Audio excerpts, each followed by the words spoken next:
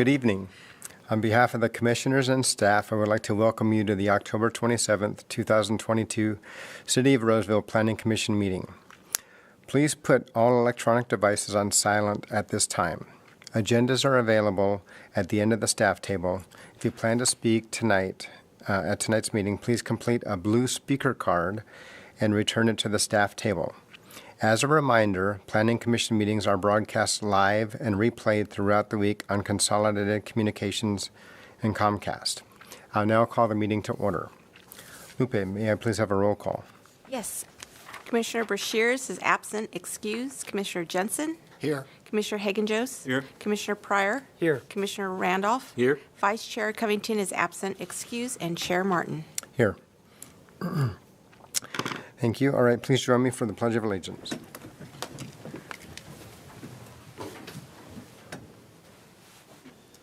I pledge allegiance to the flag of the United States of America and to the republic for which it stands, one nation, under God, indivisible, with liberty and justice for all. Thank you. Lupe, can we please have staff introductions? Yes. Good evening, Commissioners. Lupe Nelson, Recording Secretary.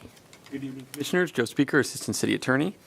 Good evening, Chair Martin and Commissioners. Greg Bitter, Planning Manager. Good evening, Commissioners. Scarlett Marr, Associate Planner. And good evening, Matt Todd, Principal Engineer. All right, thank you. Next up is public comments. So the public comment period is a time for anyone who would like to address the Commission on any item that is not on tonight's agenda. When addressing the Commission, please state your name for the record and limit your comments to 3 minutes.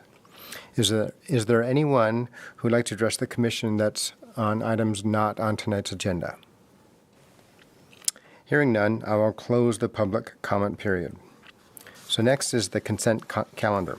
So the consent calendar consists of routine items that may be approved under one motion as recommended in the staff reports. However, each item may be considered separately upon a request by the audience, Planning Commission, or staff. Tonight's consent calendar consists of 2 items. Item 5.1, the minutes from the October 13th, 2022 Planning Commission meeting, and item 5.2 is a request to approve a design review permit for a residential subdivision for 1115 Saddle Creek Way. For the record is file number PL22-0274. Is there anyone on the Commission or in the audience who would like to pull an item off the consent calendar for separate discussion? Hearing none, may I have a motion to approve the consent calendar as listed? Chair, I make a motion to approve the consent calendar or item as mentioned. Seconded. All right, Commissioner Randolph has made the motion and Commissioner Pryor has seconded the motion. Can we get a roll call, please? Commissioner Pryor? Yes. Commissioner Randolph? Yes. Commissioner Hagen-Jost? Yes. Commissioner Jensen? Yes. And Chair Martin. Yes. The motion's passed. There is a 10-day appeal period for item 5.2. Next on the agenda is request presentations. Before we begin, I want to review the meeting procedures. First, we will hear the staff presentation, then I will take questions from the Commission, then I'll open up the public hearing, the applicant will make a presentation, then I'll open up the public comment, and the public will have an opportunity to speak. Then I will close public comment. The applicant will be given an opportunity to provide a rebuttal, if needed. Then I will close the public hearing.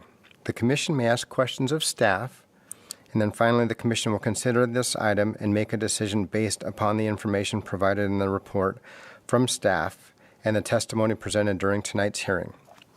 So tonight we have item 6.1. It's a request for a major project permit stage 1 modification, major project permit stage 2, and administrative permit for a parking reduction at 275 Roseville Parkway. For the record, it's file number PL 22-0178. Escarlett, can we have their presentation, please? Yes. Good evening, Chair Martin and Commissioners. My name is Scarlett Marr, as mentioned, and I'm here this evening to present to you the Ivy at Blue Oaks project. The project site is located on parcel CO2 within the North Industrial Planning Area, as well as part of the Campus Oaks Master Plan. As illustrated in red on the screen, the project is located at the northeast a corner of Painted Desert Drive and Roseville Parkway, and it's surrounded by vacant parcels. Specifically, to the north, 2 vacant commercial parcels. To the west and south, to the east and south, vacant industrial parcels, and to the west, we have the Campus Oaks Center. As we all know, the Campus Oaks Town Center development is a retail center anchored by the Nugget store, as well as several commercial pad buildings. In 2015, the Hewlett-Packard Campus Oaks Master Plan Amendment redesigned 198 acres of industrial land, to mix of residential, commercial, industrial, park, and open space land. Since its approval, several projects have been approved and completed. And in 2018, the Campus Oaks Town Center amendments converted parcels CO21 and CO31 from business professional to community commercial. As part of the first phase of the center, detailed elevations for half of the buildings within the center were submitted to the city for approval. However, the project before you this evening did not include any building elevations at that time. The proposed project, as outlined in green on the screen, is a 100-unit residential care facility.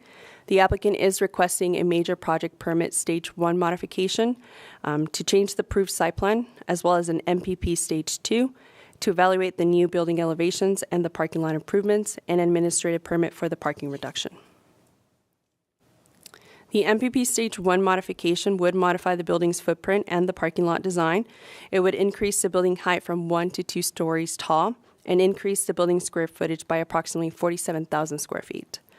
The project will provide 63 parking stalls on site, as well as some landscaping and lighting improvements. And the existing driveway along Roseville Parkway will remain despite the proposed changes of the site plan. And as recommended in the traffic study, off-site improvements to Roseville Parkway will be constructed and completed by the applicant and would limit the project site to right turns only. So, in addition to the MPP Stage 1 modification, an MPP Stage 2 will establish the design and color of the building and the landscape palette. And as shown on the screen, the project is a 2-story rectangular building with varying wall planes and height to break up the building facade. The building does incorporate stacked stone veneer, some vertical siding, as well as stucco, making it similar to other Oakmont facilities within the city. And as mentioned, the building height will vary between 26 and 30 feet tall. And similar to other facilities, the proposed color palette will use colors like gray, white, and blue to soften the building design. Overall, the building design is consistent with the Hewlett-Packard Campus Oaks design guidelines, as well as the city's community design guidelines. So as mentioned, an administrative permit for a parking reduction is proposed. Based on the project site and the zoning ordinance standards, the project is required to provide a total of 70 parking stalls. Currently, the site is parked at 63. During the first iteration of the project, the site was shown with 57 parking stalls, but after the parking study was completed and recommendations were given, the applicant decided to revise their site and include 6 additional stalls, so bringing the total count to 63 stalls. So based on the K&D Anderson and Associates, an engineering firm, the study found that the existing facility in West Park had the highest parking demand occur on the weekends, and typically this is when there's less staff members on site as well.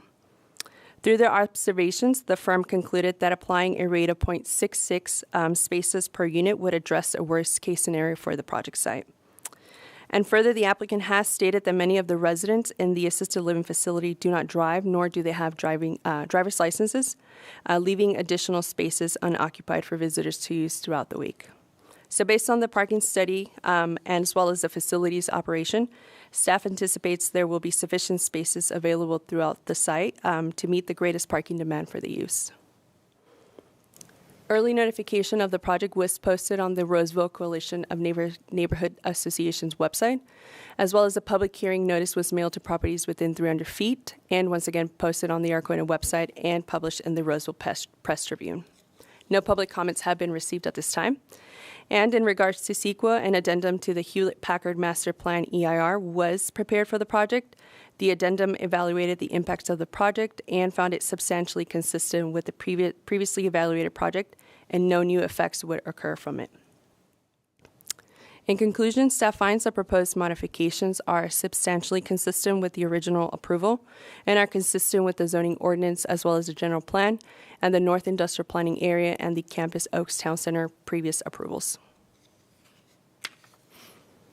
Therefore, we recommend the Planning Commission consider the addendum and adopt the required findings of fact and approve the MPP Stage 1 modification, as well as the MPP Stage 2 and the administrative permit, subject to the recommended conditions of approval, with the recommended condition modification that the memorandum outlines that was passed out to you previously to the start of the meeting.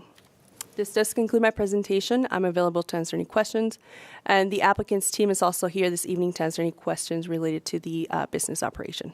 Thank you. Thank you, Scarlett. Commissioners, are there any questions for staff at this time? No? Great. Okay. I will now open the public comment period. Is there anyone from the public who would like, excuse me, I'll now open the public hearing, I'm sorry. And I'd like to invite the project representative for this item to come address the commission, please.